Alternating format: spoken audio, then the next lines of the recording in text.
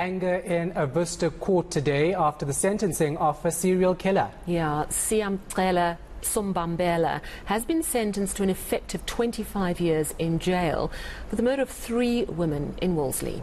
The victims' families say it's simply not long enough. Monique Mortlock has the story. Judge Nuku found that there were various factors that worked in favor of Siyamcela Sombambela, one being the fact that he's a first-time offender, the other the fact that he cooperated with police at the time following the murders by leading them to where he had buried Michelle Pinar and Gazela Minar. Back in 2020, he was caught by neighborhood watch members dragging the body of Bernardine France, supposedly to that same burial spot where he had buried those 2 victims. Here outside court, after hearing the verdict, family members of the victims are naturally upset. They are disappointed because they wanted to see him spending the rest of his life behind bars.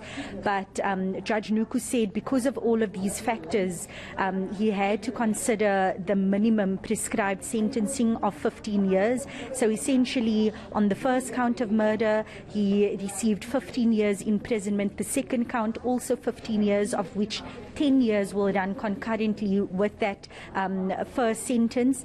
For the third count, also 15 years, of which 10 years will also run concurrently. So Judge Nuku said effectively will be serving about 25 years in prison. But to chat to us more about just the feeling from a community's perspective, I'm speaking to Ward Councillor Jacob Zali, who's been walking a long road with the family. The family are obviously emotional at this time. So yourself, before court, you were telling me you are all hopeful, not only that the case is coming to an end, but that the judge will deliver a harsh sentence. How do you feel about this 25 years?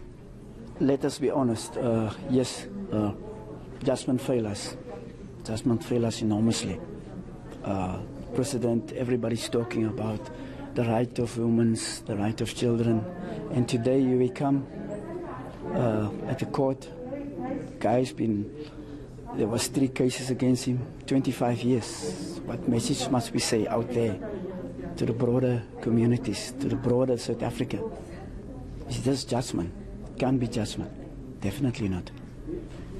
And we know that you've been supporting the families. You told me before court that you are hoping that now, with the conclusion of this case, that the families can find some sort of closure.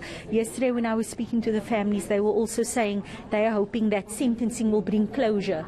Do you think that what we heard today in court is satisfactory enough for the families to find that type of closure, to actually heal? I think the families are more broken. They are more broken after the sentence. Seriously, like I say, justice failed us today. This is a clear message that something must be done. Irrespective of the fact that there were certain issues around it, it was the first defender and all those things, really. If you look at how crucial that young ladies lost their lives, it's unacceptable.